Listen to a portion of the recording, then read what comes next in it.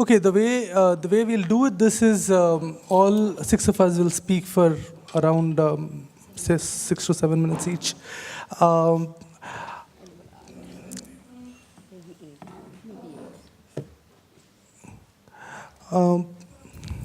so since 2000, early 2000, a lot of things started changing in Mumbai, and this is a small stamp map of Mumbai.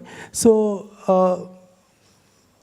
a number of roads were built from say 2002 onwards across on the western side of the city. So, for example, this is over here, northern suburb of Mumbai, and you see this is 2003, and in 2009 you have a clear road which has come up. And when these roads came up, there were something like 14 large roads which came up, and then there were numerous others which were widened and kind of made vehicular friendly.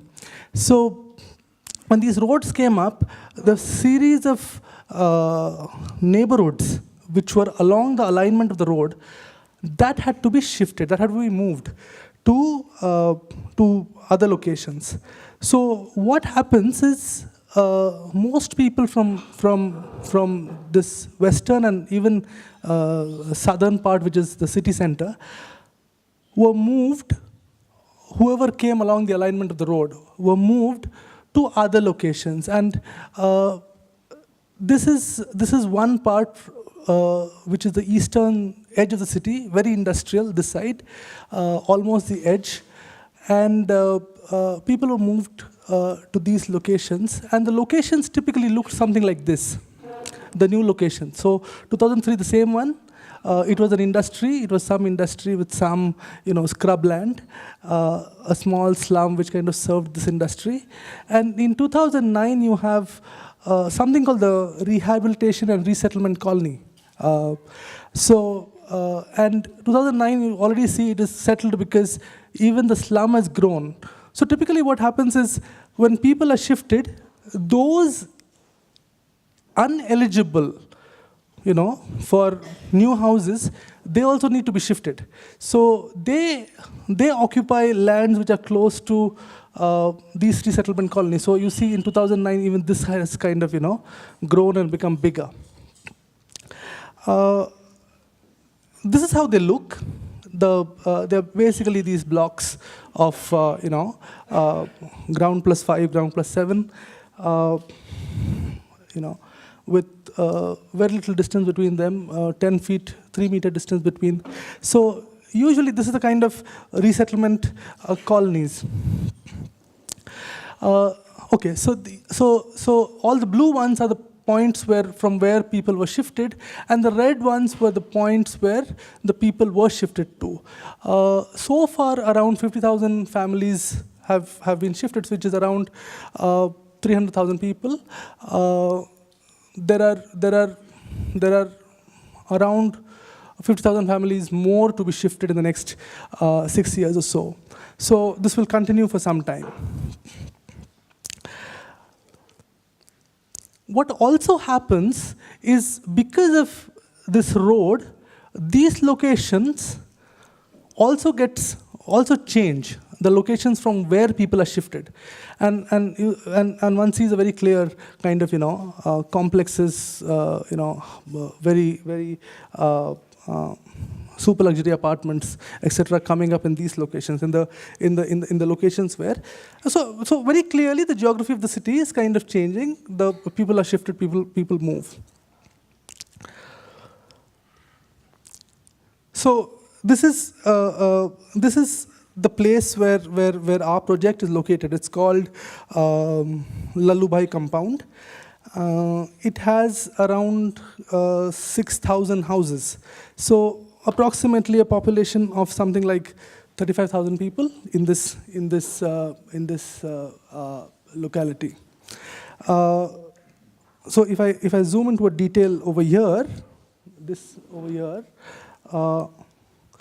this is how it was in 2009. This location, just focus on this location. This is the edge of a slum called Annabau Nagar. Annabau Sate was a poet, so was a reformist poet actually. So this slum is named after him, Annabau Sate Nagar and Lalubai compound. So this edge is where the project is located. In 2009, yeah, this is another view of the same thing. So this is how it looks.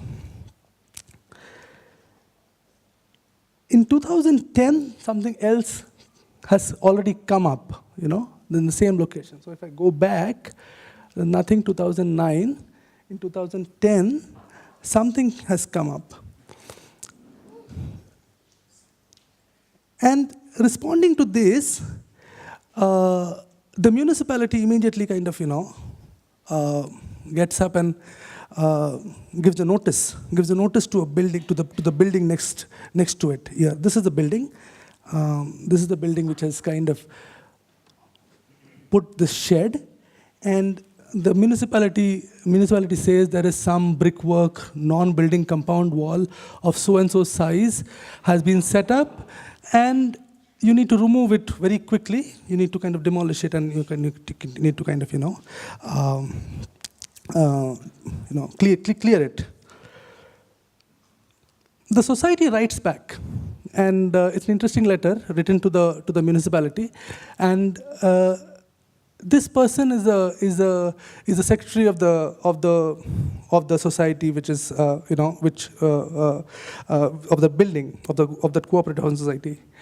He says that I am requesting your consideration to some problems faced by my cooperative housing society. Illegal activities take place in the open space behind our building. Our water pipes are also stolen. Therefore, we requested the MMRDA, the Metropolitan Authority, which is another agency. The municipal corporation had issued a notice to demolish. This group replies that we had applied to another agency, the Metropolitan Authority, to allow us to build a wall behind a building to secure the space. The MMRDA has given us permission to build such a wall. Subsequently, we had built the said wall. We have now received a notice from you to remove this wall. In the interest of the safety of the residents, we request you to kindly grant us permission for this wall. This guy is interesting because he's also a photographer who accompanies police. I mean, he's a regular photographer, kind of doing these wedding photographs, but he also accompanies the police for their forensic photographs. So that's his other job, and due to that, he has good friendship, nice friendship with lower level police officers. And through that, he enters the whole bureaucracy and the administration. So he starts negotiating. And to our surprise, there was a letter that he had kind of, obtained from the Metropolitan Authority earlier, which says that as per your request dated so-and-so, and after inspection of the said open space near your building, it appears that if an 8-meter long wall is built, then such a wall will be helpful in solving the problems faced by your residents of the society, of the building. Moreover, since your cooperative housing society itself will pay for the above wall, the authority provides you permission to build such a wall under so-and-so conditions. These conditions were kind of, the authority has no business to give such a letter, but he's kind of, got a letter from some officer whom I investigated, who's a retired officer now. This is the last thing that he gave a letter to them. So these guys, what they did was they showed this letter saying that we have some kind of a paper which legitimizes building of this wall. And basically, this is the wall that they wanted to build. So this is the slum behind them. This is the wall they wanted to build between, their, so this is how it was. So they wanted to build a wall here, and the space that then they obtain, what they had done is they had covered it between the two walls. They built two walls, saying that it will secure the space behind, and they covered it, and they have been using it since 2009 for something or the other. Some marriage happens, some funerary rituals happen. So a school ran. It was converted into a church a little later. So all these things started, happening. In one instance, there was a funerary rites of a person from the building. Now the dead body appeared in various pieces in this. So these pieces were then cleaned and assembled in this space. And since then, people have been kind of, this space has kind of, been left, not used as much. So it was kind of falling apart, and it was breaking down and stuff like that.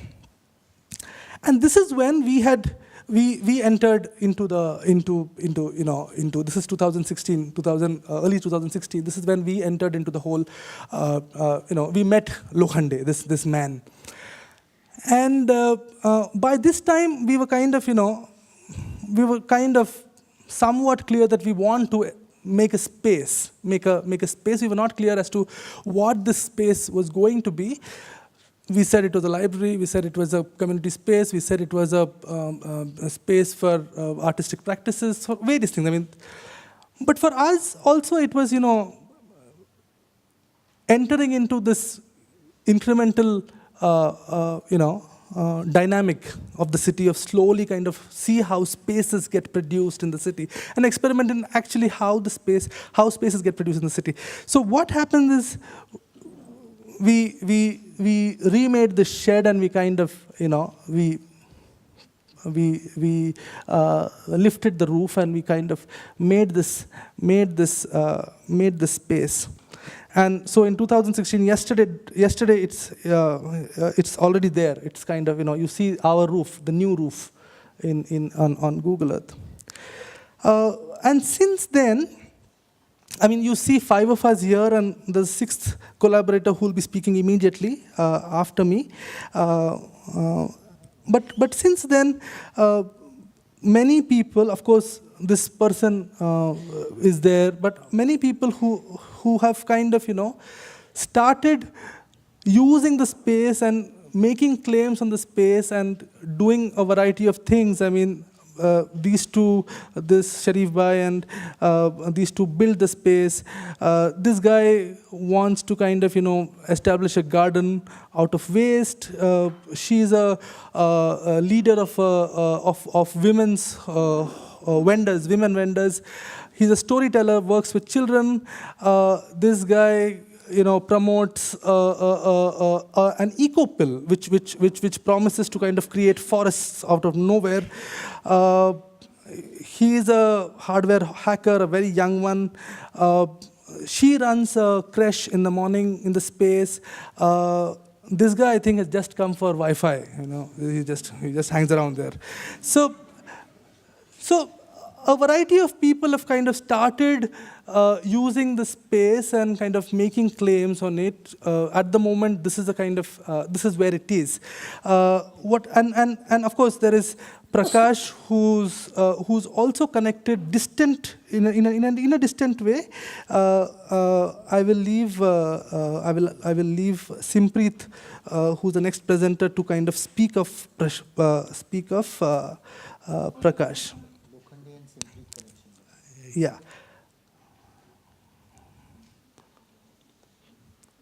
So Simpreet is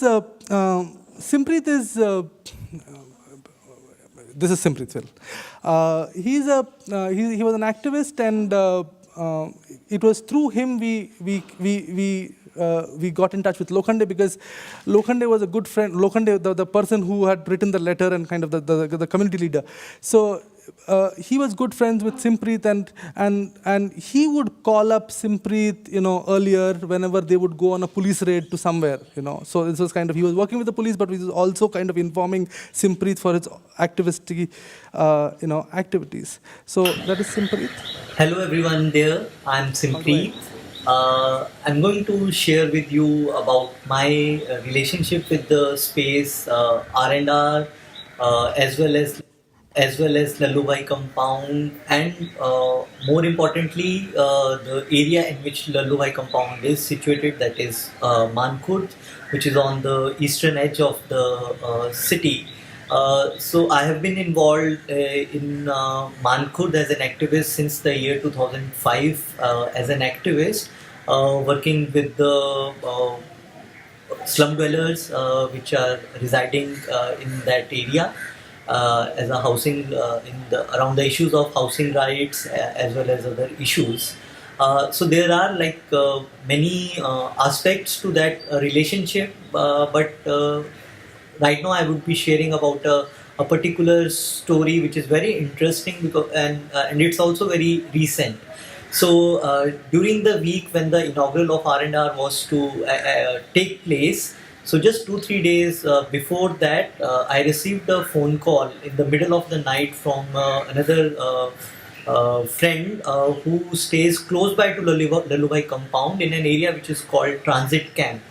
So his name is Prakash, and Prakash has been in this area for around 15 years, and he was sort of shifted there along with his family and many other families from the southern Bombay, with the promise that they will be rehabilitated. And but once they were shifted, they were sort of forgotten, and nobody, the authorities never bothered to think or take any action towards rehabilitating them in the actual place where they were supposed to be.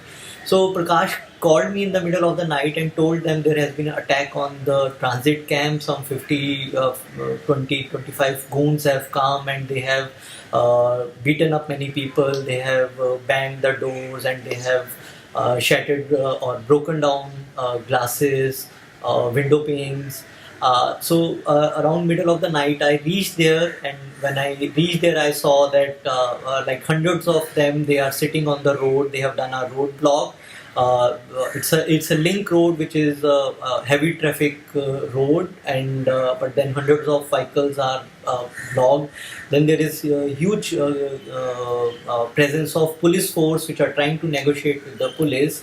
And then we sort of force the police to take action, register a complaint, and then in the early morning, the same night, they register a person, they arrest a person as the accused for this attack, and very surprisingly, the person is arrested from the Sindhu Cooperative Housing Society of Lalubhai compound. And this is the same building from with which we are collaborating for building up of the R&R, and thus at that particular moment is a very tricky moment, at least for me, and I think for others also, because we were with Prakash also, and we were with the Sindhu Society also, and but then. When this moment happened, so it was a little difficult to sort of take sides, and just not take sides, but also to that because the inaugural was also there 2 or 3 days after that, but somehow we were able to deal with it in a way that it didn't affected any of our relationships. But then in nutshell, what this event sort of tells us is about the precarious sort of nature of that whole area itself, which is under constant threat of evictions, as well as it has been a site of dumping the garbage of the city, dumping people or whatever is unwanted in that city, and in that context, this attempt of resettling a new space, a space which can have many more potentials, is what R&R is for me. A space which can have many possibilities, or at least there is some potential of possibilities of just not things, but also about new relationships. And in a way, even before the inaugural, so there is this possibility, there is this avenue of forging new relationships with two set of people, where one is an affected and another is the accused of that affect, and amidst that we are also there, and this, I think, tells us, or in a way it was a lesson for us about that possibility which is there, and since that space has been there have been many more opportunities. Like since last year, I, along with few other friends, have been trying to do something new, which was around sort of doing some exercises amongst people, along with them, about some bringing in some taking some steps towards political education. And since last year, we were also looking for spaces where those sort of gatherings could be held, and we were trying many things, but incidentally, R&R also happened at the same time, and since then, these friends of mine, they have been mostly during weekends have been holding these lectures, or what in traditional sense were called the classes, with the people on different issues and aspects, which sort of tell us about the possibilities. So for me, R&R is about possibilities, and which are there, and the time will tell that how many of these possibilities actually germinate into something. Thank you. So, so while there is a mega narrative of there's a meta narrative of displacement, which one is seeing, but there is also this kind of a series of micro narratives which kind of blur and complicates this meta narrative, and creates possibilities. Come here.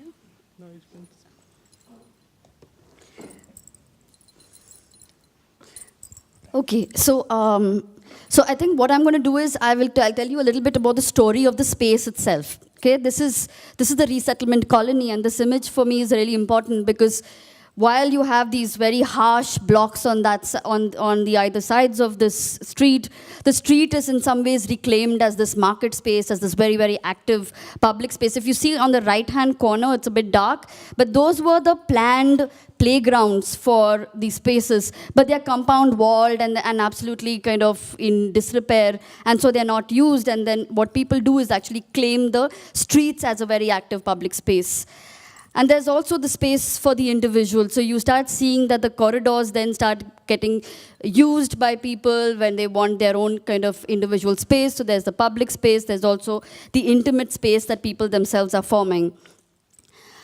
So when we went to the space, where there were several options, very interestingly, though it's a resettlement colony, you're not supposed to sell the space for 10 years, but there's a huge market running of renting spaces within this.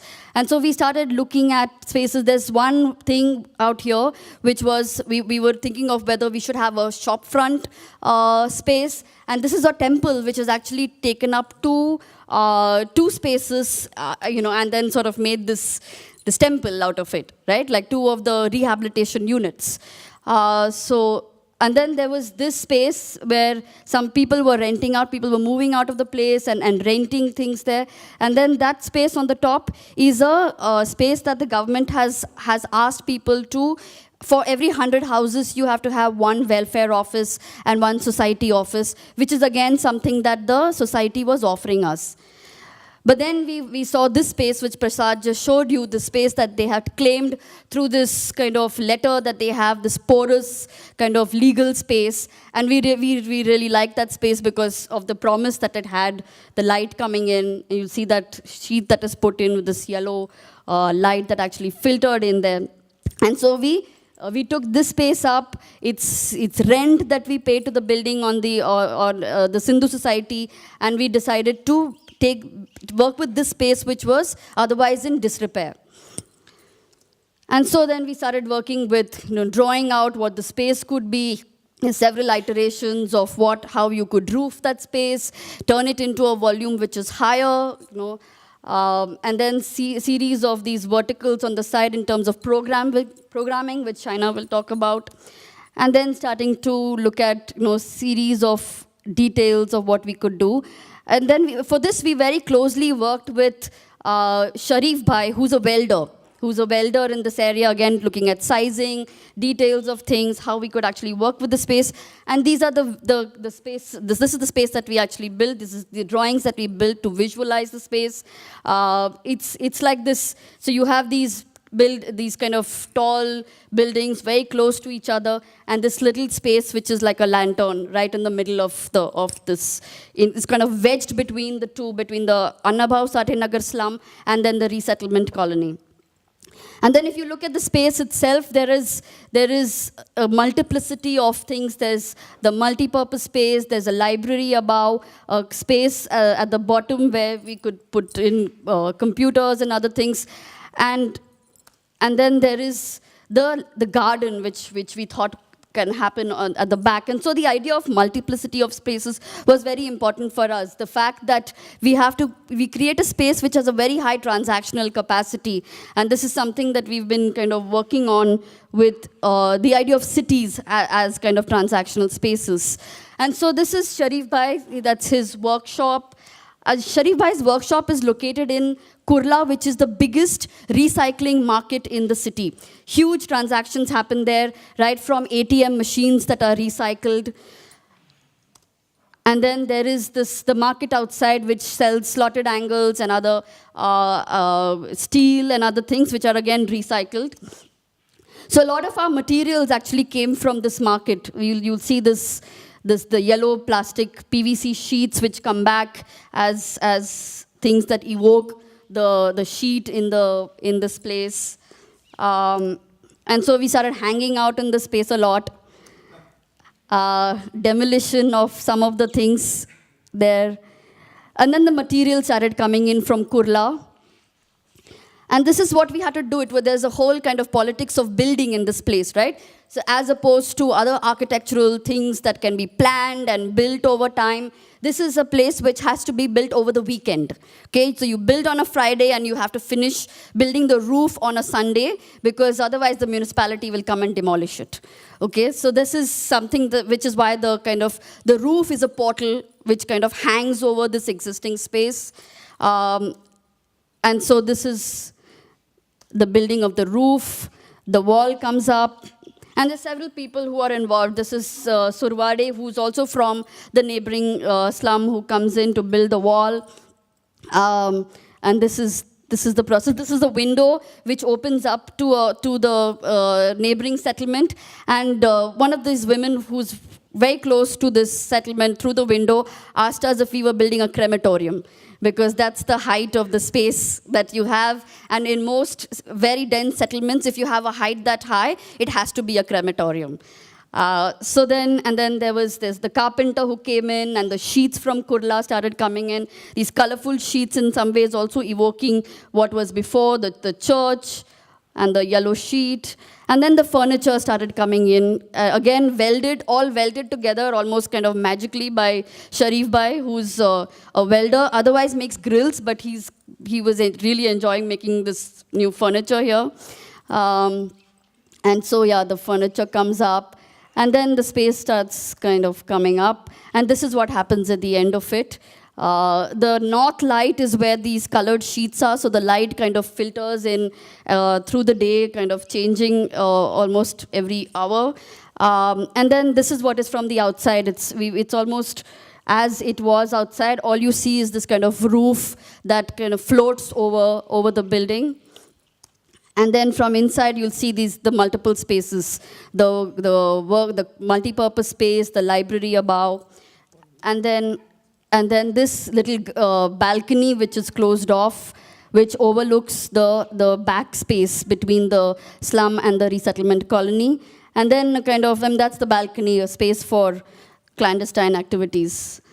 And so this is what happens when in a workshop, the place transforms like that. The furniture is kind of flexible. The seat becomes a railing, can be brought down. And so in some ways, this creates multiple kinds of transactions in the same space. Again, for a workshop, what happens is you either sit on that side facing the library, or then you kind of you sit on this side and watch a screening on the other side. So yeah, when the place is populated, there's a creche that happens, again a multiplicity. There's a space below which is working, at the same time the space above that is activated. And a lot of these things happen through conversations with people. This is Lokhande, who we are talking to. The library is kind of upstairs, which gets populated slowly. That's the library. Yeah, we invite all kinds of people here. The back space was a dump, actually, completely. And then it was a place to throw garbage because you wouldn't own it. It was the back of the building. And so through various kinds of workshops, we sort of started looking at activating the garden. So that there were three things. One is the multi-purpose space, the library, and then the garden. But what is interesting is that people started claiming it in ways that we had not even imagined. So you'll see this. One of our benches has gone out into the space outside, and it's become a new playground. And then I get a WhatsApp message from Lokhande sending me garden gear, saying, this is something we can have for the garden. There's a list of things what the costs of these things are. So maybe for the next 3 years, if we get money from draft, we could get Lokhande to buy these things here. And then there is Rahul, who Prasad showed, which was just a very recent WhatsApp message sending one of our friends, Vaishali, saying, Lokhande uncle wants green grass. Okay, please reply soon. And so in some ways, that's the kind of, that's what he wants to use in the garden to kind of make this garden a green space.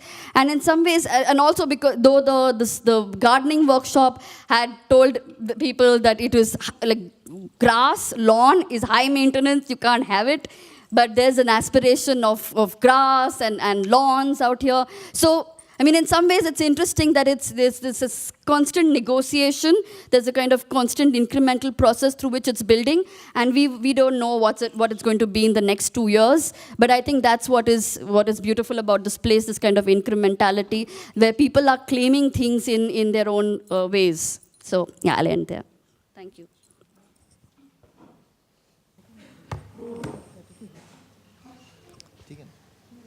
So earlier this morning when I was making the introduction, I made some claims about how I would eventually sort of connect the introduction to this part of the presentation. And that's all kind of gone for a toss. So what I'm trying to do is, just because it sounded too bookish, I don't know, it just didn't seem to work. So what I'm now going to do is I'm just going to try and freestyle, so it could just be a mess. So you'll have to bear. But what I'm going to do is I'm going to just provide you impressions of some ideas or words that come to my mind or to our minds when we think of what we've been doing these past few months. Mankud, that's the suburb. Simpreet spoken about it, and in Prasad there's also one of the things to quickly mention is that when we were looking for places where we could somehow find an anchor or places that would find us, we went to a few, and then we kind of went to Mankud in the end. Some of the places we went to were closer to where all of us somehow live, in a sense. And when we finally landed up at Mankud, it seemed like it resonated with everyone for various reasons. One of the things that crossed my mind was, this is really far. The distance is significant. None of us is close to it. I had not been to Mankud thus far. A lot of them have engaged with the space, but I hadn't. So what my thought was, it's too far. But as things start to roll, it so happened that distances shrink, of course, in time. And this kind of journey there then becomes an important part of the process as well. So there are two cars sometimes that go, and I jump into one of them, and there are conversations along the way. Also how Mankud becomes... Yes, we also cycled there, oh my God. Ashok, Simpreet and I, 30 kilometers one day. We cycled to Mankur and we cycled back. But we never cycle again. At least I don't. It was a bit traumatic in the end. Through the city. I mean, it was great, but it was... 8 of those 14 roads. Yes. And what's also interesting is now that just as I had never been to Mankur, and there are so many other people in the city who had also not been to Mankur, and there are people also who've never heard of Mankur. So aside from what our presence and what we think of as could be possible there, it is also interesting to see how people perceive through us Mankur somehow. It's been interesting. Like my mother will sometimes send me like a message on WhatsApp, and she will always, more often than not, make it a typo, and it'll be mankind, which I find quite interesting. So Mankur becomes mankind, and it's kind of become part of a vocabulary now. You know, when people ask me where are you, they're like, "Are you in Mankur?" I'm like, "No, not today. Sorry to disappoint you." So it's this also this sense of how. The word has come into our lives, into my life, and into the lives of people around us. This is the invitation for the opening, for our very grand opening, which was attended by, I think, like 150 people. It was kind of close. It was just for the community. So, and for the community also, primarily we were looking at Sindhu society, which is the kind of the society within Lalubhai to which this shed is attached. So there are about 100, and we wondered if we should just like go and like invite people verbally, if we should, you know, these are all things you consider because it's kind of new terrain. Should we make a WhatsApp group? Maybe not this soon, bad idea. So all of these things go through our mind, and then we're like, okay, we get to making an invite, right? And now the invite is done. How do we do this? So then we decide we go personally to each of the homes and we give this invite. And it's interesting the interactions that happen because these are people we've never met. I mean, a lot of them we've not met. This is our first interaction saying, hey, we are now your neighbors. Please do come over and let's, you know, now start to talk. Shaina and I, we went along with Salma, who was already introduced to you by Prasad earlier. We went around, and in the interactions that were really interesting. And some of these interactions were also a lot of skepticism, again, around the previous sort of identity of the space, which was, sort of a place where wakes were held. There was a church. So there are all these kind of sort of suspicions. What are these people doing there? But by and large, most people accepted the invite, and we had a grand sort of turnout. You know, about 100 people. And you've seen images. I think what Rupali showed, some images that she showed were really from the opening. Next. So while we were formulating the address for this place, which is somehow on the map, off the map, with the map, etc. We also kind of gave it a kind of address. One of the things that the address we gave her was, we called it Sunehri Chat. Can we move? Hold on. Oh. Okay. So, I mean, so it says golden, under the golden roof, behind the blue door, and that's our kind of addition to it. And it says Sunehri Chat ke niche, neele darwaze ke piche. The roof is called golden. Somehow the roof. Okay, let me tell you. The roof comes to us. The material, the roof. You know, it's a kind of corrugated, recycled roof that is made when you pack Tetra Pak, when you sort of shred and pack it together, and then that's what the roof is made from. And anyway, it looks golden. It looks pretty splendid. And when the light passes through it, it kind of lights up the space, and that looks splendid. So that's why we called it the golden roof. Then there is also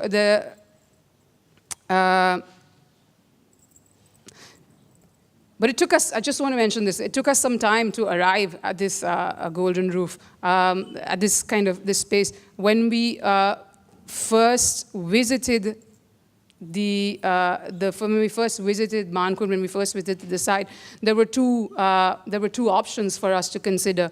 One was the two offices. I mean, Rupali's already kind of mentioned it, the two offices and the two spaces, indoor spaces that we could then make use for R&R, or would it become R&R?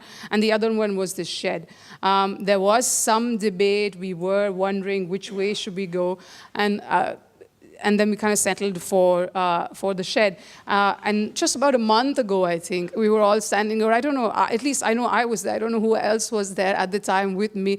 And something happened, and I was like, I don't believe that we were actually considering doing something on the inside. I mean, it's just, once you're there, once you're in the space, it was like, it's even weird to consider that we could have been somewhere else.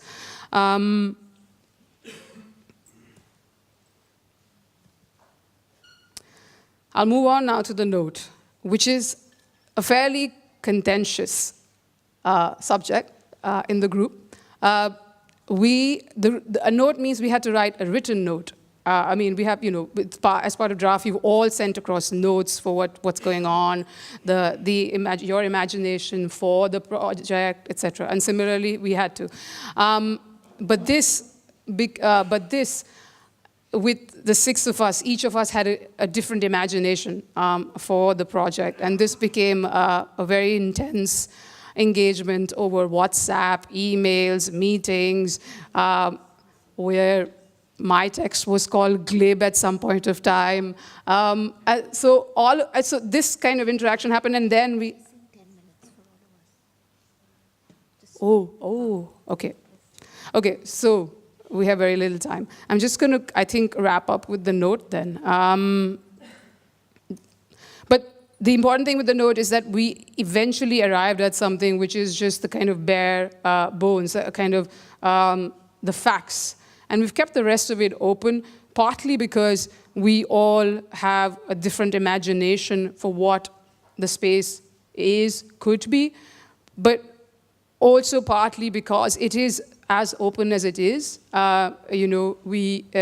We keep our ear to the ground, and we take it as we go along, and hopefully the note will transpire in the next 2 years sometime. Okay.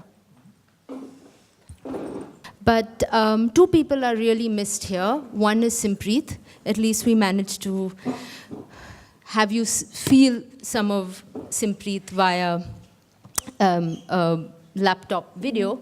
And the other person is Christoph. And Gitanjali already mentioned him in her introductory speech, and his ideas and thoughts of working in the public space, which I think many in this room know, Park Fiction. We miss Christoph here, and I don't know why he's no longer part of the Hamburg group. But this is just the cover of his book, but I wanted you to pay attention, of course, to City is Our Factory as the grand title, but this little building here. And this is a phrase his partner Margit Chinski, who he works very closely with, had coined, where she said, desires should leave the house. And this is the desires just like flying out of the house, and where will they go? This looks very familiar to you already from both the map view of Prasad's and also the ground level view that Rupali showed you.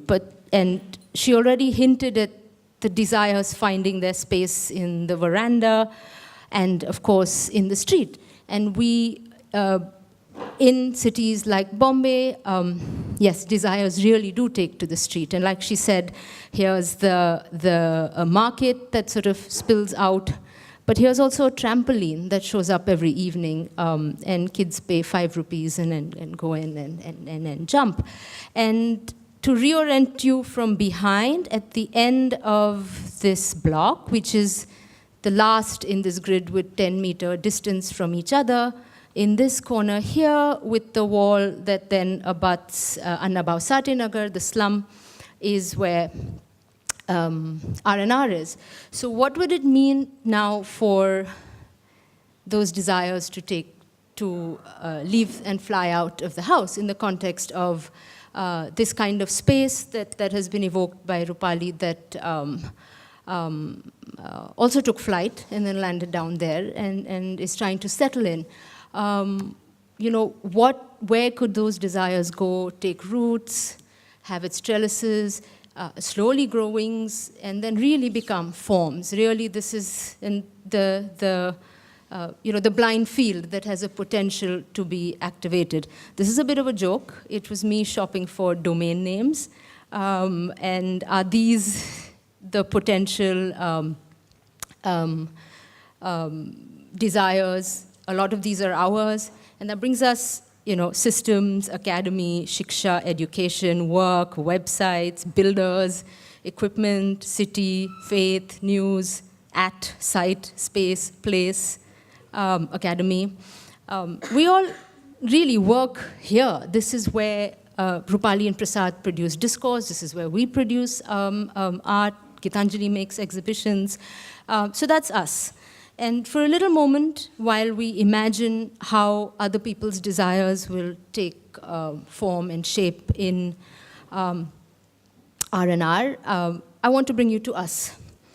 And here, Rupali already showed you a similar image because we all photographed this drawing board before we erased it. It was an important time in our, what we call addas, moments we would come together and like, yes, never agree on a note, and there are reasons for that. The very, very fertile conversations taking place.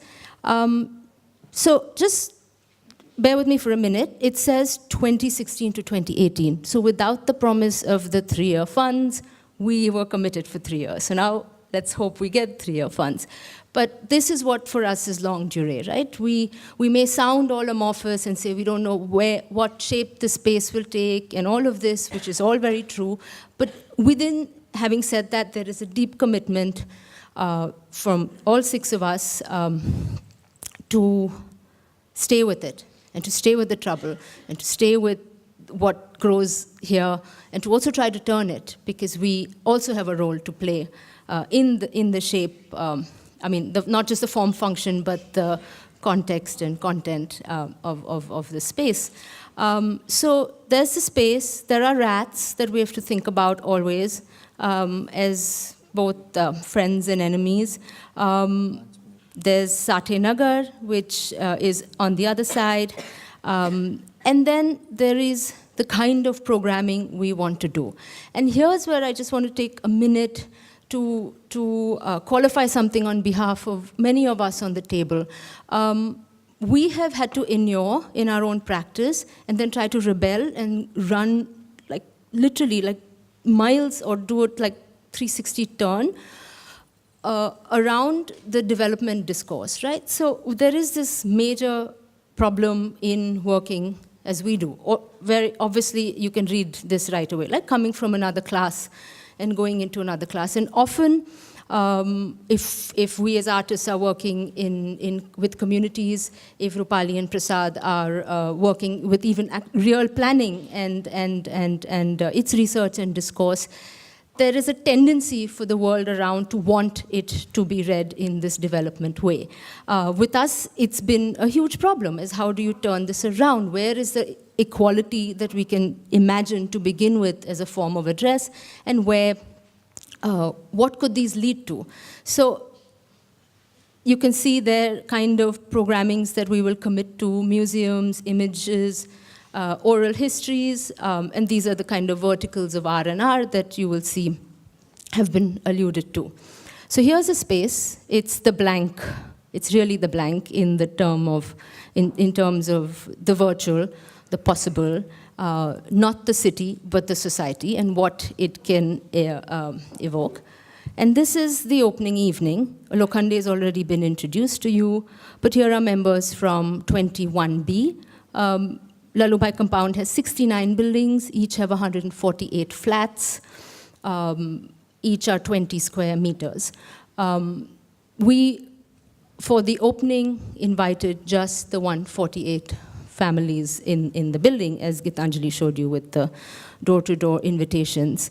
That's Salma, also member of the Sindhu Society. There was something kind of serendipitous and strange and also beautiful about this day. It turned out to be the hottest day. It was the end of winter and the start of summer for us. This was also the day of the vernal equinox, 20th March.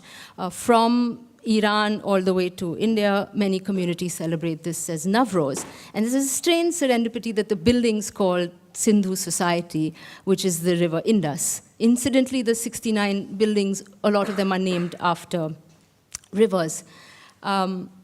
So just to give you a sense of the events that were happening, here is Alka, the school teacher, and here is Ramesh. He's from Nepal. A lot of Nepali residents live in the building. And they're reading in 4 different languages Rohit Vemula's letter that he originally wrote in English, but there was actually a need to retranslate this letter in many languages for people to sense what he was saying.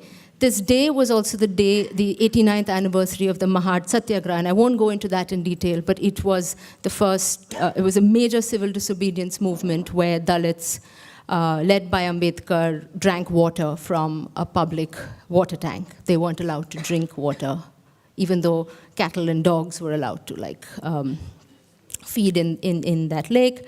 Here is us singing a song, everybody in memory of Rohit. Here's a friend of ours evoking the poetry, not just of Anubhav Sathe, on whose name the abutting slum is named, but Daya Pawar, Namdev Dhasal, and Narayan Surve. Extremely important Marathi language poets. This is a school. With the school that runs in the day comes some desires. What are they? Of course, toys, books, garden. So this garden was an obvious thing. We planned it, or we wanted to imagine it, and everybody else wanted to, right? It's this alleyway space between this last building, R&R, and Annabhav Sathe Nagar. So soon we started thinking of garden. Here's us workshopping for garden. Here's Rahul emerging as someone who wants to take over the idea of the garden, lots of workshopping on what is this garden, what do you desire in it. These are the youth group who actually say they want a gym. So Rupali's last image of these gymming equipment came from a desire that the youth group wanted a gym.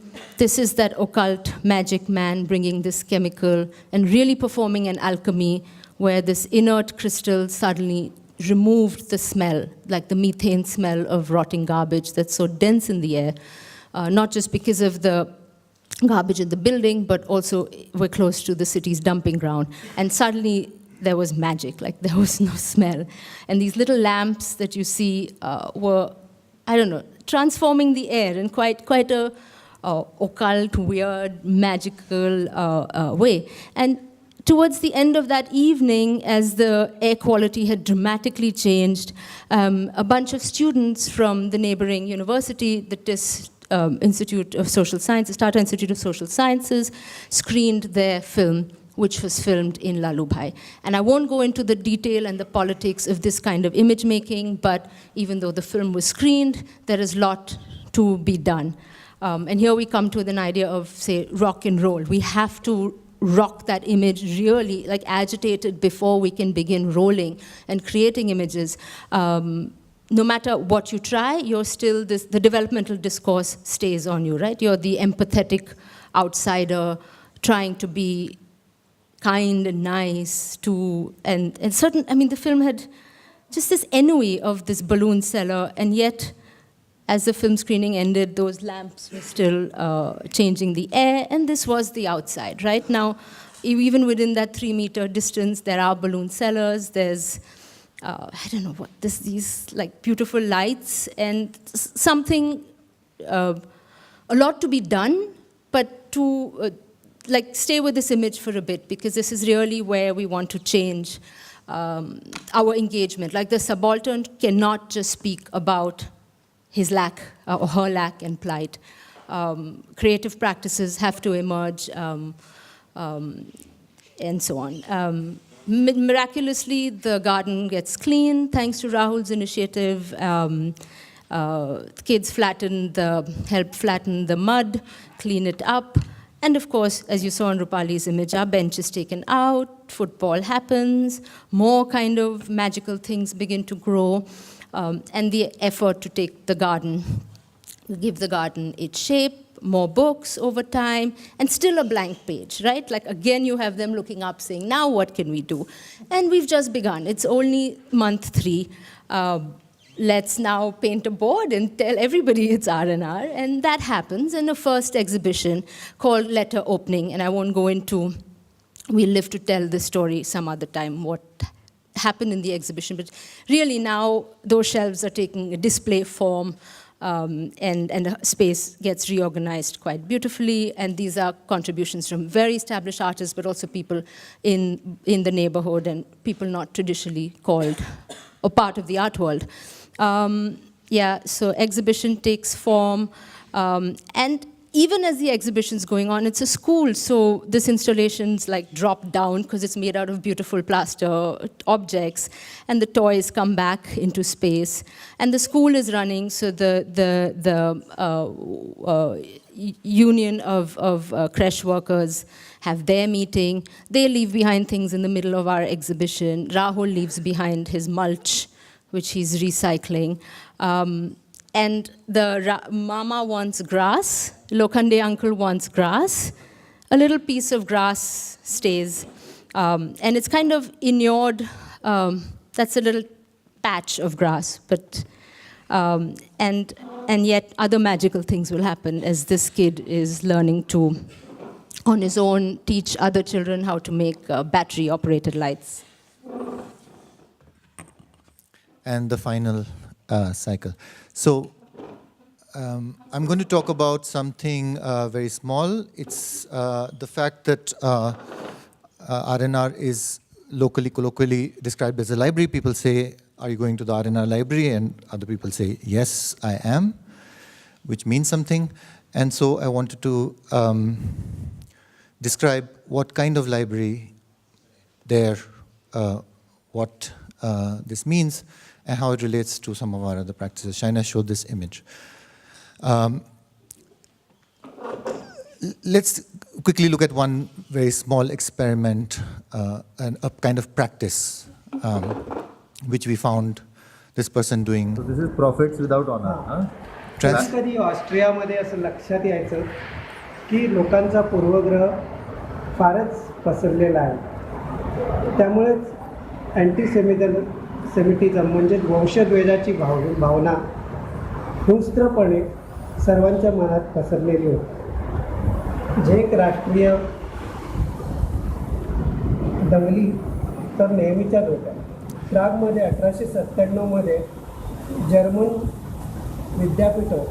So this is just Shashikant translating live a book in English, right? The book is into Marathi.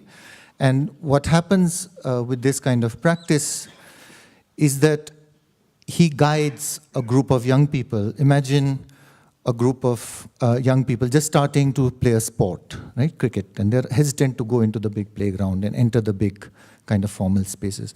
So he's acting as a kind of a guide from early childhood, where he takes these reading classes with very young people into these exploding books that he brings from his book collection, into a kind of youth and a curiosity that drives people towards a library. And in the back is Arif, who works there, who often describes that he helps people with their homework, right? So there is this kind of support structure.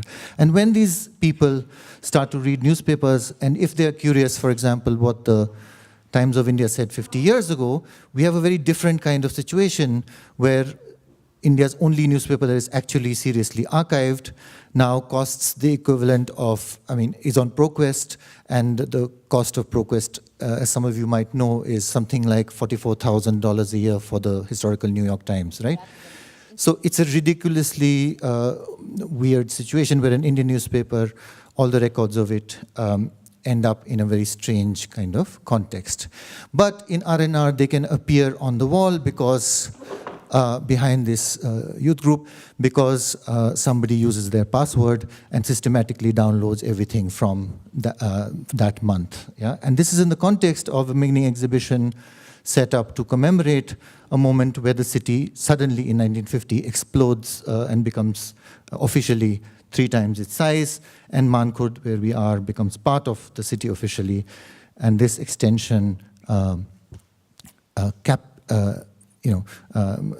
gathers a number of villages into what was previously the city. And I'm able to make this image from another archive, from another map archive belonging to a friend, which I can manipulate on my phone to turn into this poster for the event. And from yet another archive, we find a written minute of dissent against that extension of the city, which we then turn into a book, which can be multiplied. So just the context is that there are many, many precious collections in Bombay of books. This is an Ambedkarite collection, very important collection that looks like this, from which we have been able to recently extract things like this. This is a very famous artist who died last month, who also publishes books. And I won't get into that, but this is because we, a few months ago, also, as part of a general kind of digitizing and appearance in relation to that practice, built a book scanner, then we built 2, and then we created a workflow where scanning a book currently looks like that. Yeah?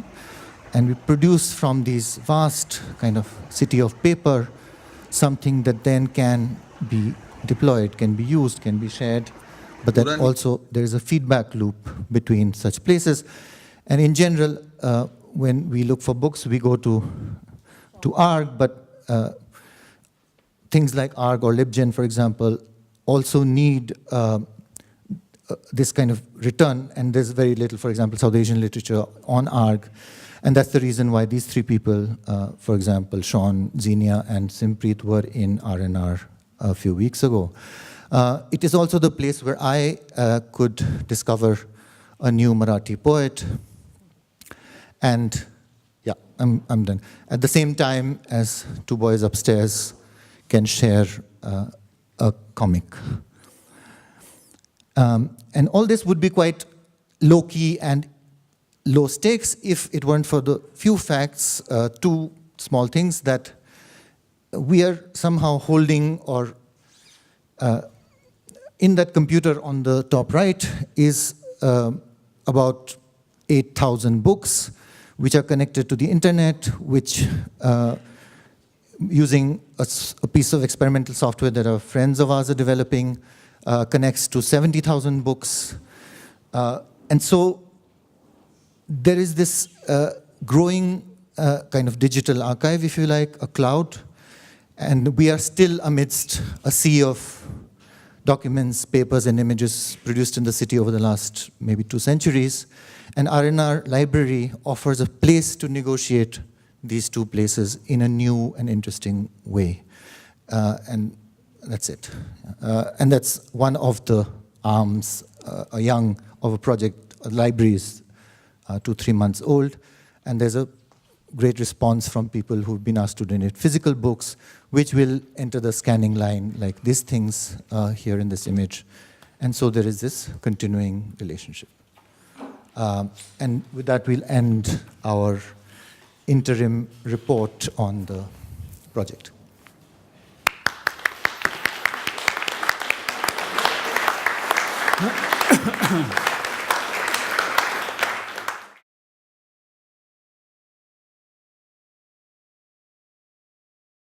Thank you very much indeed, Mumbai. I'm not wanting to in any way cut you off, but if there are points that you haven't made, do please make them, of course, now in the opening conversation. Just before we come to Cairo, I haven't met anybody yet from Cairo, our wonderful 5-person, oh, they are, this is the Team Cairo. I don't know if you're primed to respond, because you are potentially the city who would like to respond. We'd like to respond if you wish. That'd be great, just in 1 minute. And the same, obviously, with our wonderful commentators as well. So obviously there's a shift here. There's both exploration of a very different kind of public space, perhaps now, in the Mumbai scenario, a move from disappearance a different kind of disappearance here, from disappearance into displacement, of course. Issues of visibility and invisibility very much still in the mix. We go from a micro, very wonderful case study, which of course has macro implications. So all sorts of interesting echoes and refrains of the earlier presentation, but taken into a very distinctive place, I think. We're all aware, of course, of the potency of the idea of the wall on a small scale and on a much larger scale. Need we say any more about that at the moment? But I think we all know which wall I might be talking about. And also I love the alchemical transformation of the space.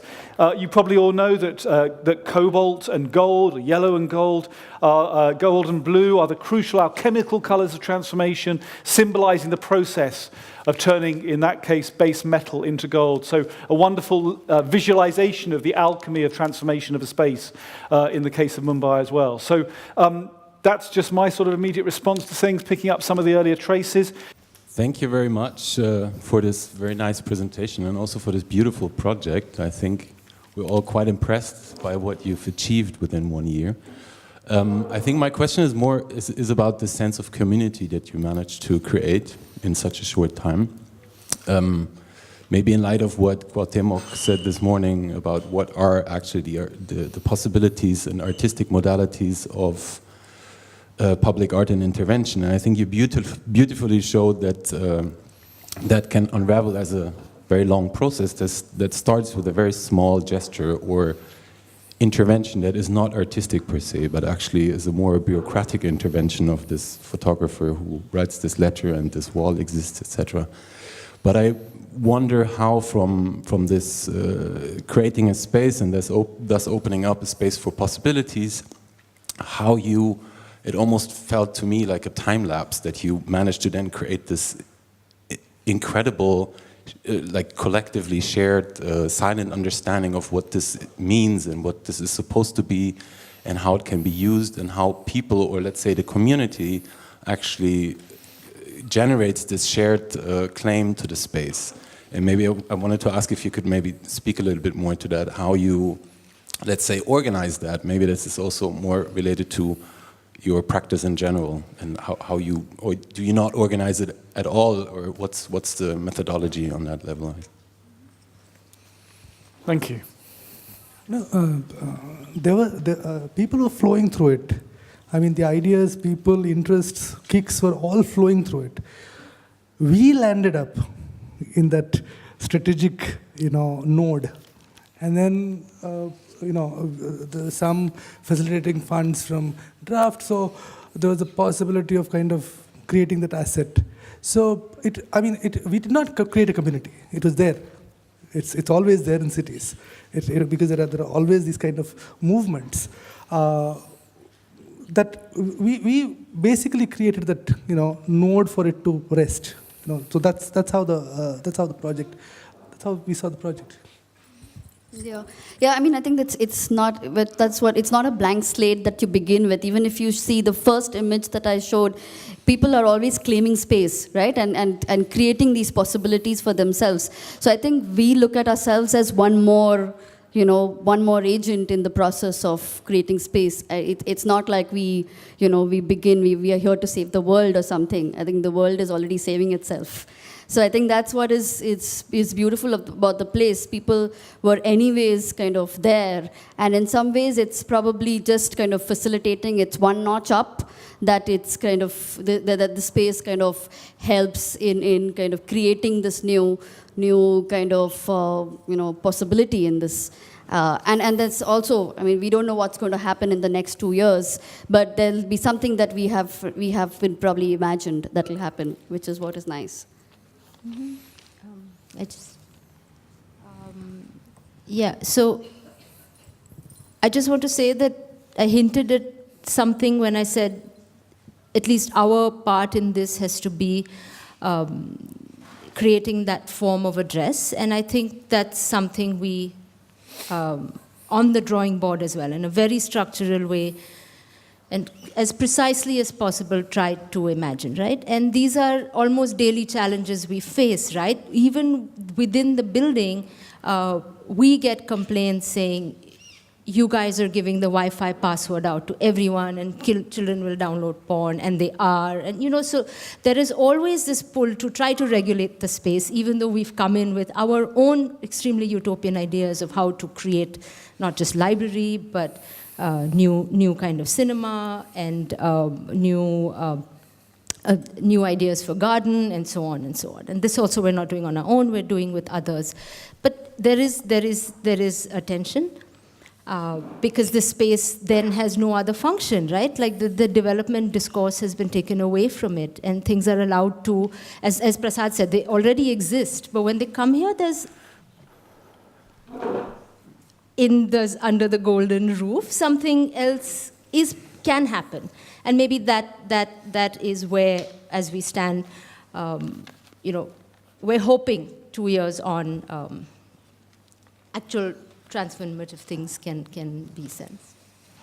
Just one thing, that the space opened in April, 20th March. So what you're looking at is not a year, but really a few months of stuff. Also, just to add that while we've been doing a lot of things, it's also a learning process for us, in the sense that some things don't work, and we realize that they don't work, and then we want to understand maybe why and how the programming could change, or how the programming could be developed in conversation with the others. Just to give you an example, is that we did a film screening there, and the film seemed like it's sort of a classic 1980s film, and it's funny, and it had, you know, but it was about Bombay. So there was a lot of things working in favor of the film, yet we didn't attract an audience. I mean, there were kids and then a floating audience, but still nothing, you know, it wasn't our grand opening for sure. So what do we do? So then, you know, there was a conversation struck up with Rahul and with the others to find out, okay, what went wrong? And then they're like, okay, we have to see maybe other kinds of films. Contemporary films, oh my voice.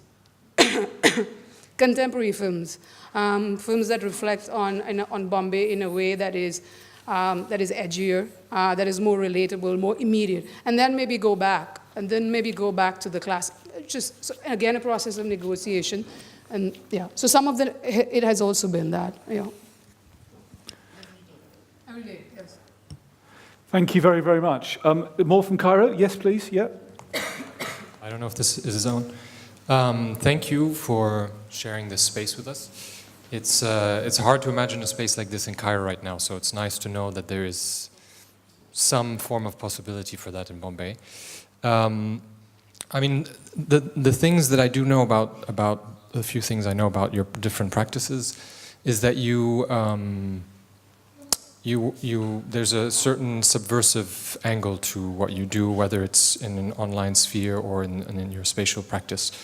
And that's, again, clear again here in this project. And I wonder how you deal with this when sort of subversive practices are turned against you. For example, you have these various items that are available in your space. I wonder if they're ever borrowed or taken, and how you deal with this. So you have, for example, you had the bench that moved outside in front of the gate and used for a different purpose, but maybe sometimes those benches disappear, or various other examples. Maybe you could just share a little bit of how you deal with that, because I imagine it's not so easy sometimes.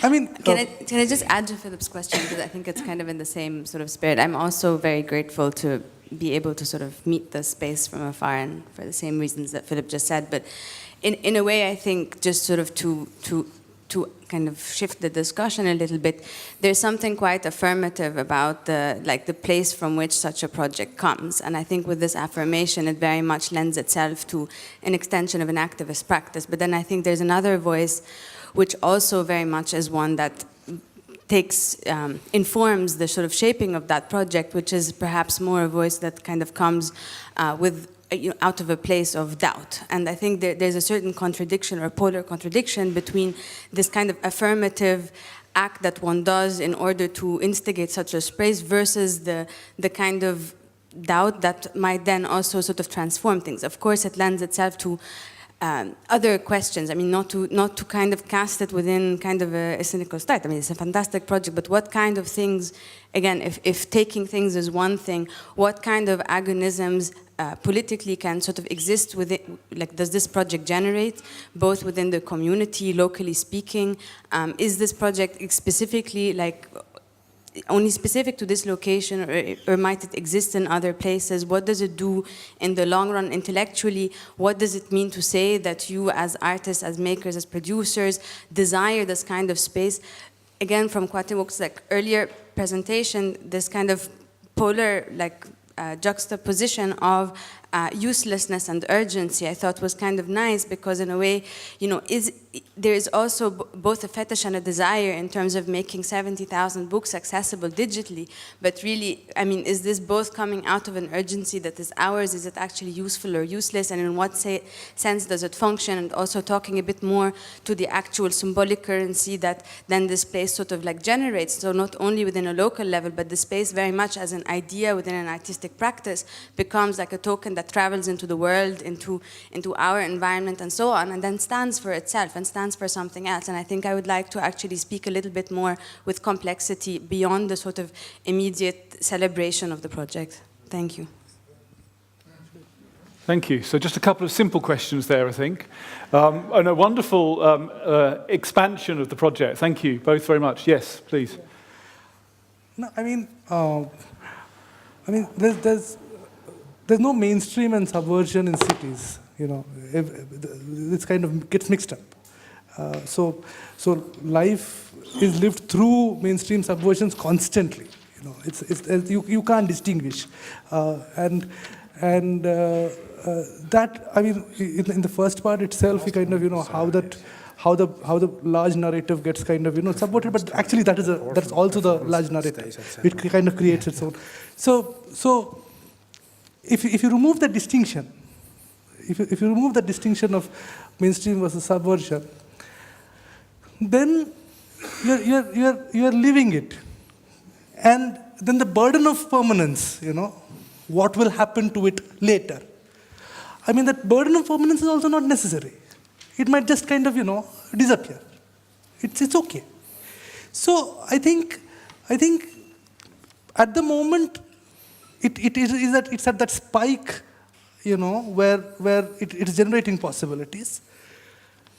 It may live its life. It may kind of, you know, have its life. I mean, we are committed, Shaina said, for 3 years, but it may go on because it hardly costs us money too much. We might lose interest, you know. But at the moment, there are so many people who are already interested in it.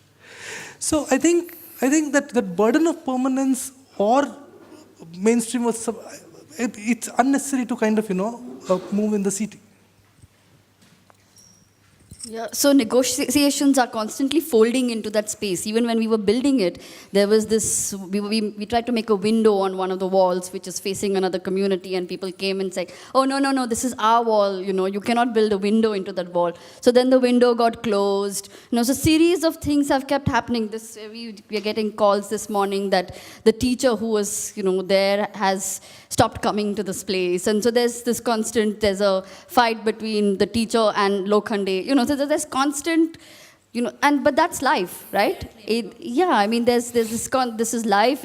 We have arguments here, and, you know, there's constant negotiation, but that is what is really folding in a new kind of space. And I think if you're happy with that space, you know, happy with that negotiation, then you don't have the angst of saying, you know, we've built, this is what you desire, and, you know, that's not really happening.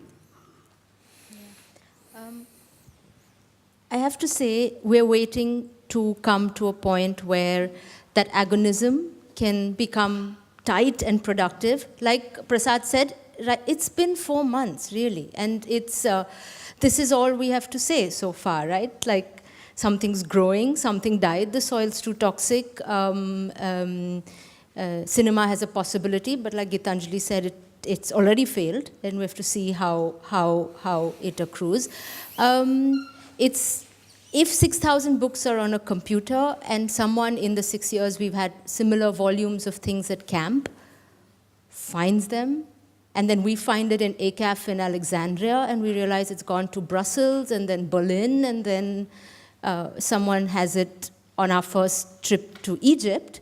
There's something possible there. And why not imagine those similar things that we know happen in a space like camp, that Rupali and Prasad are seeding in a building they've called School of Environment and Architecture. Why can't that same potential, and it may be born out of some fetish, but reside there? Having said that, just a little thing about the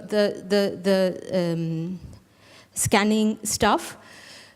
It's not the online stuff. The paper knowledge and the fragility of the Ambedkar collector and those shells, the books that already survived 2 floods in Bombay, the volume of material, even governmental stuff, that we, through RTI, people manage to access because there's right to information, but then is in paper. You know, so and the languages, like Ashok said, he discovers a Marathi poet at the same time the kid discovers a graphic novel, and there is something there.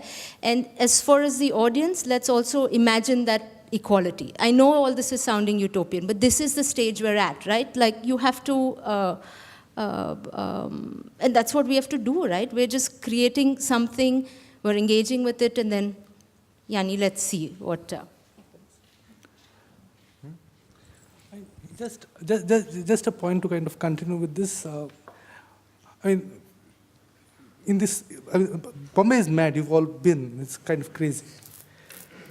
So, the response you could have has to be kind of, incoherent, incremental, different speeds. Have to be alert. That's all that you can do. And then if it produces spikes like this, it does. To kind of, because otherwise you'll get trapped in that grand narrative. That's a. Thank you. I want to mention one quick thing in relation to the space and what happens there. We did an exhibition, right, there, and someone asked me, it's like, okay, what do you think an exhibition, what purpose do you think an exhibition plays in a space like this? And I was like, same purpose I hope the exhibition plays. An exhibition, not necessarily this, an exhibition would play in any other place, is to kind of sort of light up the imagination in different ways, but has the same ambition, and why not? Why not have the same ambition in this place as you would have in another place? Thank you very, very much. Any more from Cairo at all at the moment? But that's brilliant. Thank you. We'll just go to our commentators first, and then we'll come to you, sir. Yeah.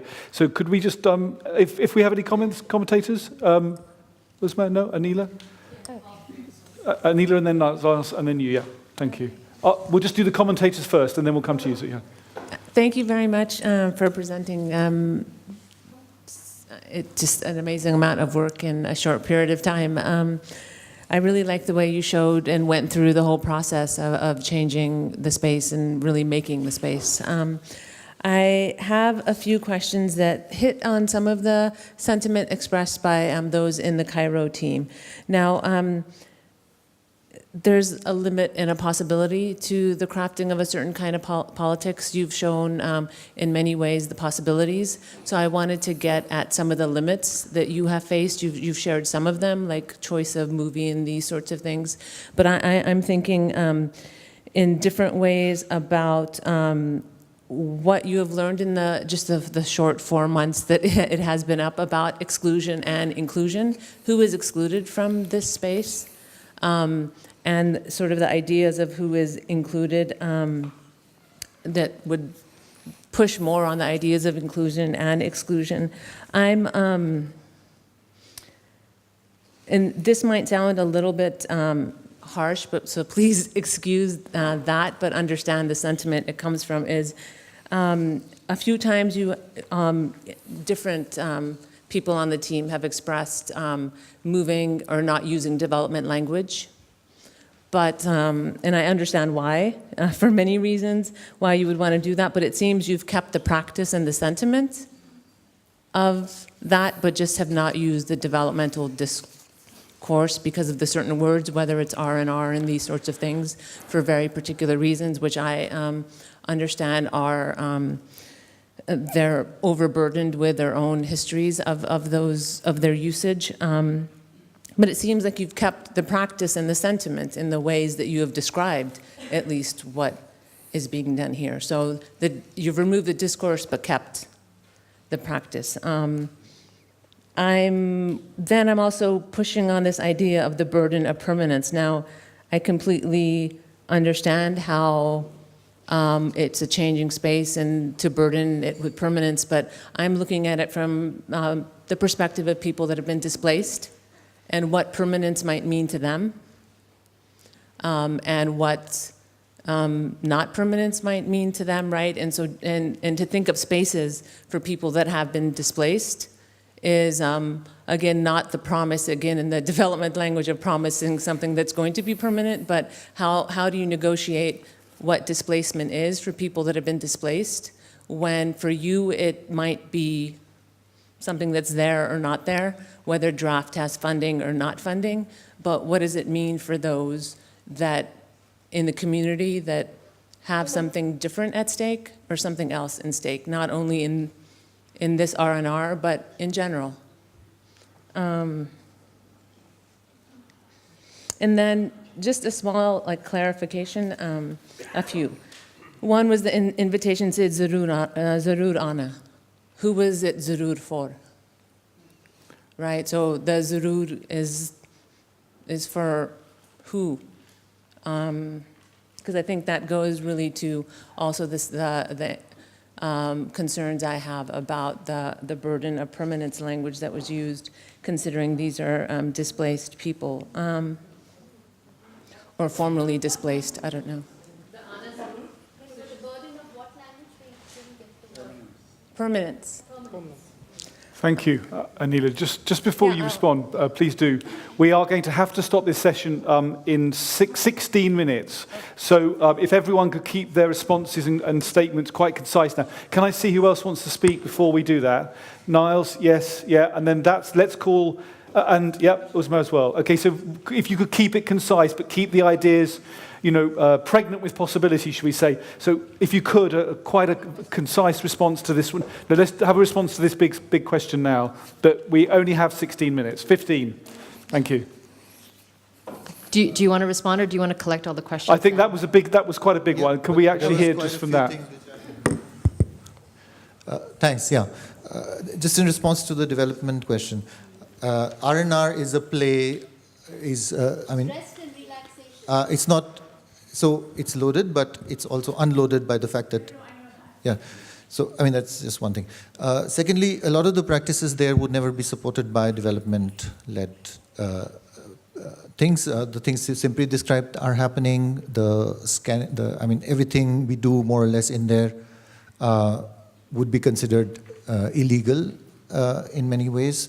So I just think that it's obviously in presentation mode, you do get into this space where you're trying to develop the ideas so that you can see their potential rather than share their limitations. But I would say that every single image here has to go through a process of how people come here. This thing took 6 months of trial and error. Everything is experimental. Everything has various levels of contingency. And we could talk about that, but I preferred in this mode to talk about what we might see if this kind of model might survive, let's say. Right? So, that's just my thought on it. And maybe others can. Yeah, I would like to understand from you what you mean by a continuation of development practice. So it'll be nice if you can articulate that. And the second is, I think if we ask this question of permanence, and what does it mean for us and what does it mean for residents, I think in some ways we assume that there is no agency. And this is something that we begin with, right? There is agency. People are constantly transforming spaces, and it happens. And I think it'll be dishonest to say that there is permanence in any form. There is no permanence. There is a constant kind of consolidation. Because this particular place itself, if you went here 10 years ago, it was a place of high alienation because 50,000 people were moved from various places into this location. But if you go there today, it's consolidated over the last 10 years. Yeah, and a lot of things have happened, new practices have emerged, So I think in some ways that is what we mean when we say, it's not our fancy to say that there is no permanence and we're happy with the flexibility. That's what the city is, really. Exclusion. Exclusion is very interesting because, there are lots of rats outside in the garden. I created a menace, actually. And Gitanjali got some cats to deal with them. The cats are so scared of the rats, cats kept coming inside. And the children started playing with the cats. And one morning, the children got some 50 crabs to play with the cats. And the cats it's a mess, the whole... And then the crash started. And the crash saw these crabs and the cats and the whole ecology So at the moment, it's open. It's open for a variety of,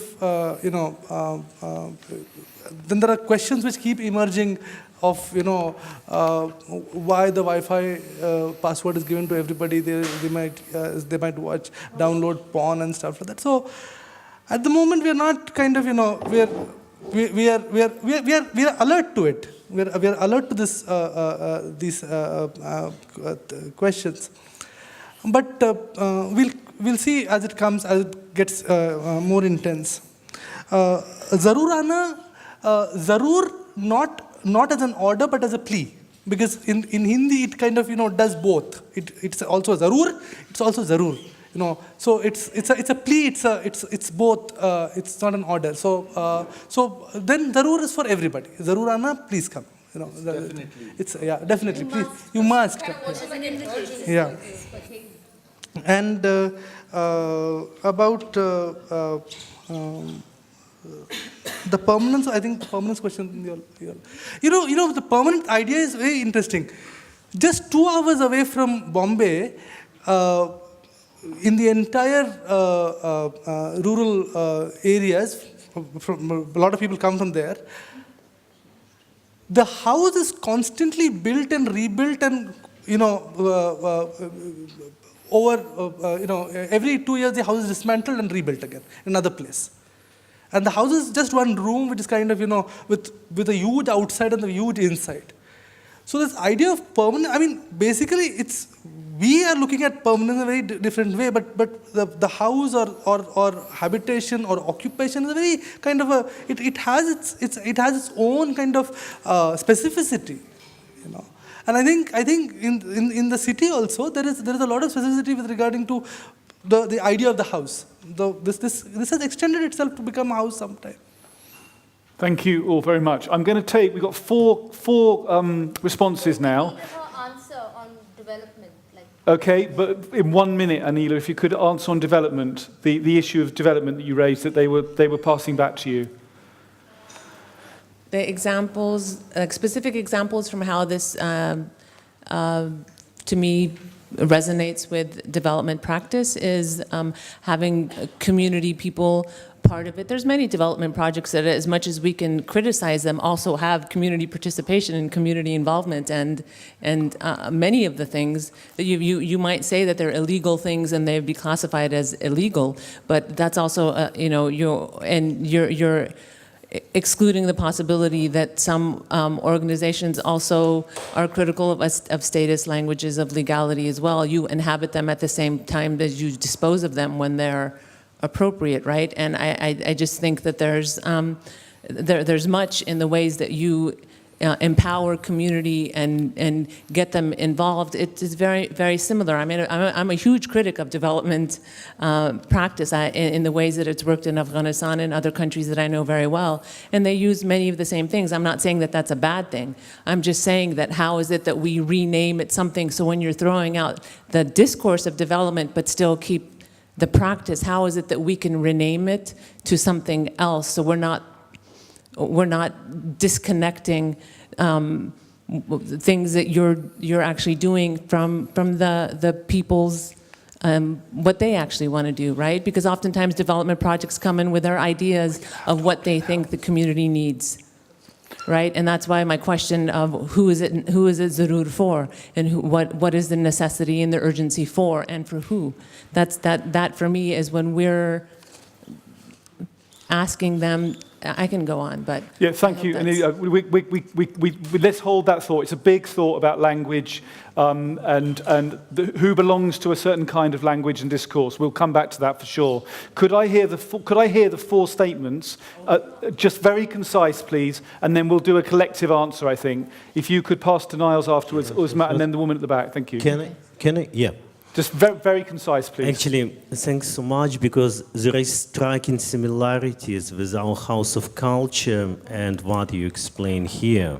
But same time, there is a striking difference, because at the moment, we very question how far we can develop kind of community-based project and situation when community is homophobic, nationalistic, and so on and so on.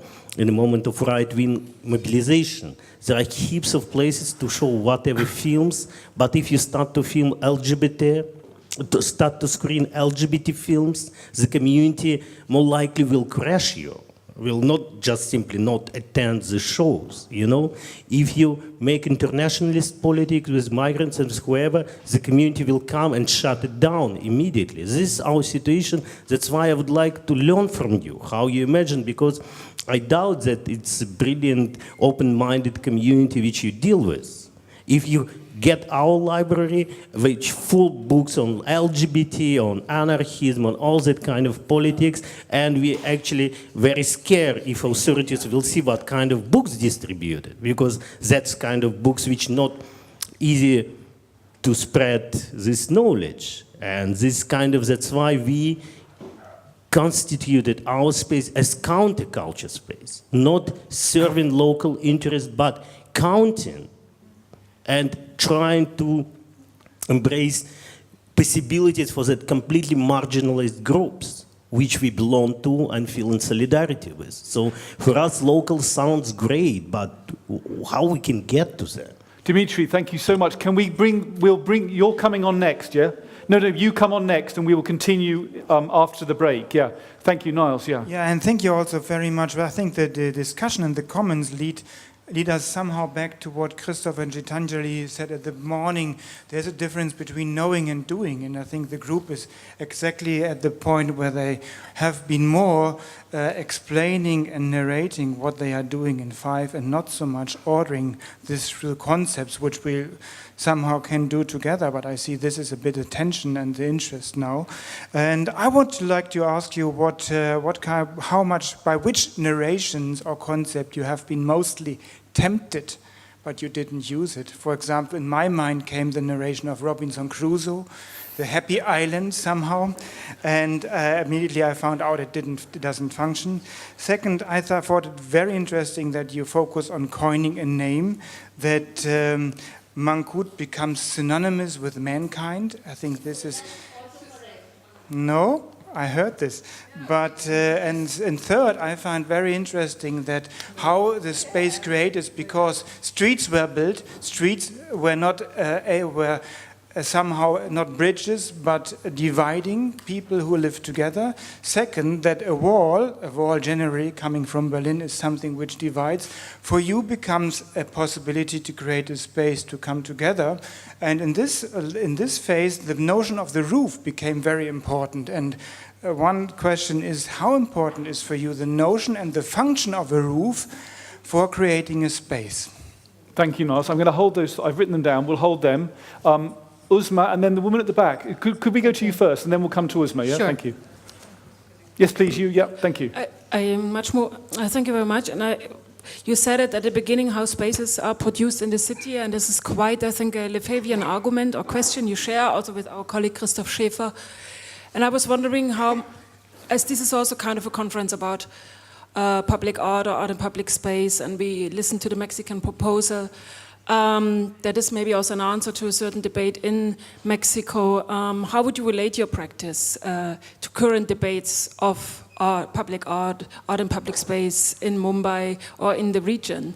Because I mean, we know Rax Media, but maybe there are others exist. So I was wondering maybe how this question of how spaces are produced is answered, maybe also in relation to other practices we don't know, or at least I don't know. Thank you very much. And then Uzma, just if you'd like to. Sure, Briefly. I'll try to make it very brief because a lot of my comments kind of come from the same discomfort that the audience is feeling, because it comes across as a very just feel-good project, right? When in fact I know that there's a lot of criticality and rigor, and every question I might have had about the sort of narratives of displacement or the narratives of, that come up with development, these indicators of cultural vitality that are used in development language have all been, like, all the marks are ticked off, right here with this project.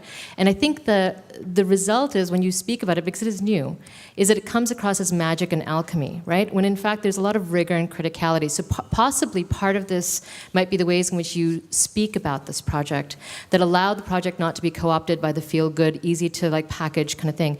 And if you think, and again, my context is the North American US context, right? So I think of Project Row Houses or Immigrant International, that are these spaces, these community spaces in a similar way built, that were picked up really quickly. It's very easily consumable. It's just too easy. And so I think possibly some of the issues are thinking through the rigor of the presentation and thinking through the criticality of how to talk through what it means to work with communities, what it means to actually, like, contending with the ethics of entering and exiting a community, right, and kind of working through that. And also finally, like, the question of aesthetics. Because, I mean, I kind of loved the aestheticizing of the Indian bureaucracy, but those are very violent documents, right? And these are documents, and they have a history of violence. And so to kind of think through the politics of that aesthetic and to acknowledge the sort of intimacy you're using. Oh, the initial documents that you showed with, I think, Gitanjali, no. Who showed the letters? Yeah. I mean, just the letters of how it all began, right? So there's a certain kind of aesthetic to that document, right? And there's a certain kind of aesthetic to poetry, to safeguarding these poems that have been gone through 2 floods, right? So it's kind of fetish, but it's also kind of an aesthetic to that fetish that I'm just curious about. And then finally, like, giving importance to the methodology of how you established intimacy with these groups. The fact that in Ana Zarur, it was also said by the golden roof and the blue door, those are landscape marks. That was specifically for a group of people who knew those marks. Only the building, just to clarify. Yeah, it was only given to the building, yeah. But I think that's actually an important strategy, right? And to think through how those strategies can be used and exported out of this example to be used elsewhere. You're using insider language to create a certain kind of intimacy with those individuals, right? And I think that was a very important move, from an artistic practice point, but also from a political way of establishing yourself as being part of that landscape, right? So kind of to acknowledge those moments as well as you go through. Thank you very much, Uzma. You can't possibly answer those questions in the 90 seconds you have left. So what I'm going... Yeah, hold on 1 minute, Ashok, but just to remind ourselves what we're talking about: narration, naming, the actual physicality of the building, the meaning of the roof, the meaning of the wall, the example in the region that this offers and also feeds from in terms of other practice around producing public space in South Asia, issues of rigor, criticality, insider language, the known and the unknown. You have about 75 seconds. But what I'm going to suggest you do, unless you have a gut response now, is that you perhaps think about that in the break, and then we'll feed that directly in with Dimitri's. I think we'll answer that. I think Dimitri's question is very important, because to kind of, how do you set the limits for, where do you kind of set the limits and make the line? The thing is, setting limit and kind of, the worst thing that can happen to the space is to institutionalize it, and to kind of, and we are struggling to kind of tactically move through this institutionalization process, because it is here where the seeds of, inclusion, exclusion, the barriers, the limits are set. So you have to kind of tactically figure out ways in which you negotiate. And the thing is, the city allows for it. You know, you have to just figure out a way of, you know, within the mechanics of the city, there is enough space for you to kind of navigate slowly and not get caught up with this whole idea of limits and, you know, conditions and... as in when it's going to break. Yeah. And I'm not very hardcore about the developmental politics. If it works and if it kind of, you know, if it is useful, then why not? You know, it's not as if we'll not do it. If it is required, may as well. I mean, you know, it's not a problem. Ashok, just 1 second. Yeah. Just to note, I've just noticed in a brilliant feat of scheduling by Christoph and the team, the city responding to St. Petersburg is Mumbai. So we have a wonderful chance for Mumbai now to gather their energies and reframe their conversation in light of St. Petersburg, which is what we're going to do now, I'm afraid, in the spirit of moderating. It's 20 to 4. Before you applaud, 20 to 4, we are starting promptly at 4 o'clock with St. Petersburg. But what I love about this project is it's a project of great modesty and focus, and it provokes huge debate and large ideas about what this conference is about. A wonderful project. Mumbai, thank you very much.